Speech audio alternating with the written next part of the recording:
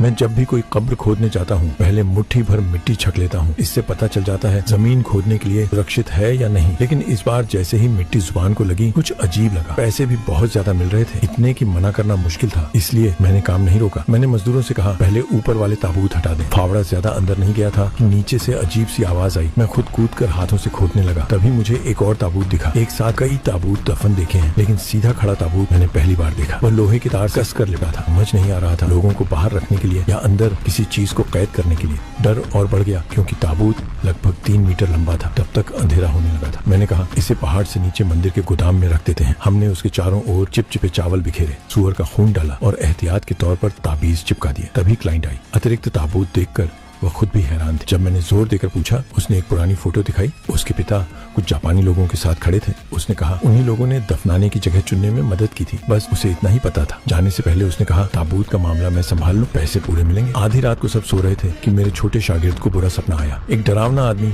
उसकी छाती दबा रहा था। उसने ताबीज बनाकर खुद को छुड़ाया और समझ गया कि कुछ उस ताबूत से जुड़ा है। वह गोदाम भागा, दरवाजा बंद था। तभी सुअरों के बाड़े से चीखें आई। खिड़की से देखा तो सारे सुअर कोने में सिमटे थे और उनके पीछे कोई डरावनी चीज चौकीदार को बेरहमी से मार रही थी। घबराकर उसने मेरे बड़े शागिर्द को जगाया। दोनों ने गोदाम खोला। ताबूत का ढक्कन टूटा हुआ था, लेकिन ताबीज ज्यों के त्यों थे। इसका मतलब साफ था, जो भी अंदर था छत तोड़कर भाग चुका था। क्लाइंट के पिता और जापानी लोगों के रिश्ते को सोचकर साफ लगा कि इस ताबूत में कोई बड़ा राज छुपा है। इसलिए मैंने तुरंत कब्रिस्तान लौटकर सब कुछ ध्यान से देखने का फैसला किया।